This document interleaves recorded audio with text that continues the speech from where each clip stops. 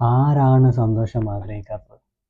കോഹ്ലി, നമ്മുടെ super star കോഹ്ലിയുടെ royal Challengers ബാംഗ്ലൂരിൽ രജത് പാട്ടിദാറിനാണ് നമ്മളിപ്പോൾ കാണുന്നത് ഒരു ക്യാപ്റ്റനായിട്ട്. ശരിക്കും എൻ്റെ ഒരു പേഴ്സണലായിട്ടുള്ള അഭിപ്രായത്തിൽ വിരാട് കോഹ്ലിക്ക് ക്യാപ്റ്റൻസി കൊടുക്കണമായിരുന്നു. ബിക്കോസ് വേറെ ആരും ഒരു സീനിയർ ആയിട്ടൊന്നും കാണുന്നില്ല. പിന്നെ ഒരു ദേവദത്ത് പടിക്കലൊക്കെയാണ് നമുക്കുള്ളത്. അതുകൊണ്ട് തന്നെ വിരാട് കോഹ്ലി ക്യാപ്റ്റൻസി എടുക്കണമായിരുന്നു എന്നാണ് എൻ്റെ ഒരു അഭിപ്രായം. എന്തായാലും രജത്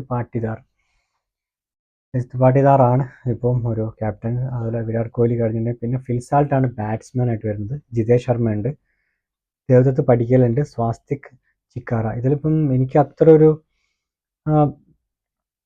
ഇതിൽ ഒരു പരിചയമില്ലാത്ത ഒരാൾ എന്ന് പറഞ്ഞാൽ സ്വാസ്തിക് ചിക്കാറ മാത്രമേ ഉള്ളൂ. ഡൊമസ്റ്റിക് ക്രിക്കറ്റിൽ നിന്ന് വന്നായിരിക്കും. ഈ ദേവദത്ത് പടിക്കലിൻ്റെ ഒരു കാര്യം പറയുകയാണെന്നുണ്ടെങ്കിൽ വളരെ വളരെ നിരാശാജനകമായ രീതിയിലാണ് ദേവദത്ത് പടിക്കൽ ഇപ്പം മുന്നോട്ട് പോയിക്കൊണ്ടിരിക്കുന്നത്. കഴിഞ്ഞ എല്ലാ കളികളും ഏതെല്ലാം ഫോർമാറ്റിൽ ഇപ്പം ലാസ്റ്റ് കളിച്ചു എല്ലാത്തിലും ഒരു പരാജയമായിട്ടാണ്. ദേവദത്ത് പടിക്കലിൻ്റെ ഒരു സ്റ്റാർട്ടിംഗ് എല്ലാം കണ്ടപ്പോൾ നമ്മളൊക്കെ വിചാരിച്ച് പൊളിച്ചടിക്ക് അടിപൊളിയായിരിക്കും, ഒരു സ്ഥിര സാന്നിധ്യമായിരിക്കും, ഒരുപക്ഷെ സഞ്ജു സാംസണേക്കാളും ഉയരത്തിൽ പോകുന്നൊക്കെ വിചാരിച്ചൊരു മനുഷ്യനായിരുന്നു. ബട്ട് അൺഫോർച്ചുനേറ്റ്ലി ദേവദത്ത് പടിക്കൽ അങ്ങോട്ട് കയറിപ്പോയില്ല. എന്തായാലും ഇപ്പോൾ ഇതാണ് ശരിക്കും ബാറ്റിംഗ് ലൈനപ്പായിട്ട് കാണുന്നത്. Rajat Patidar, Virat Kohli, Phil Salt, Jitesh Sharma, Devdutt Padikkal, Chikara.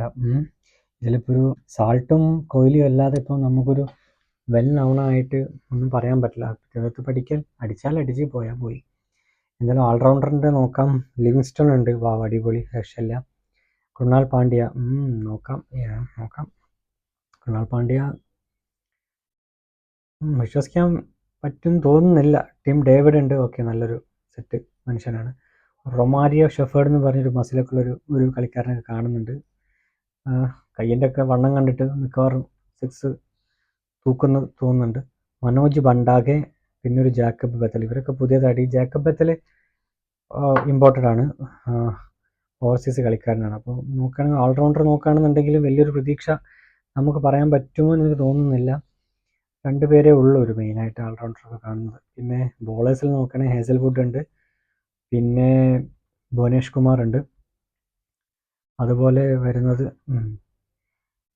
Okay, ബോളേഴ്സിലാണെന്നുണ്ടെങ്കിലും ഒരു ചെറിയൊരു പ്രശ്നങ്ങളൊക്കെ കാണുന്നുണ്ട്. ഒരു വെൽ നൗൺ ആയിട്ട് പറയാൻ പറ്റുന്ന ഒരു ബോളേഴ്സൊന്നും കാണുന്നില്ല. ഹേസൽവുഡ് കഴിഞ്ഞാൽ പിന്നെ ഭുവനേഷ് കുമാർ, രണ്ടും പേസ് ഫാസ്റ്റ് ബോളേഴ്സ്. പിന്നെ ഈ റാസിഖ്ദാർ, അതുപോലെ സുയഷ് ശർമ്മ, നുവാൻ തുഷാര, ലുങ്കിസാനി ഇങ്കിഡി, അഭിനന്ദൻ സിംഗ്, മോഹിത് രത്തി, യഷ് ദയാലൊക്കെയാണ് കാണുന്നത്. ഇവരൊക്കെ എത്രത്തോളം കോൺട്രിബ്യൂഷൻ തരും എന്നുള്ളതൊന്നും പറയാൻ പറ്റില്ല. അങ്ങനെ ഒരു വിറപ്പിക്കുന്ന, ഇപ്പം നമ്മുടെ മുംബൈ ഇന്ത്യൻസ് ഒക്കെ നോക്കുകയാണെന്നുണ്ടെങ്കിൽ 2 വിറപ്പിക്കുന്ന ടീംസ് അവിടെ ബോൾട്ടും അതേപോലെ നമ്മളെ ബുംറയൊക്കെ അതേപോലെയൊക്കെ ഒന്നും ഇങ്ങനെ കൈവിറയ്ക്കുന്ന ഐറ്റംസ് ഒന്നും ഇതിൽ കാണുന്നില്ല.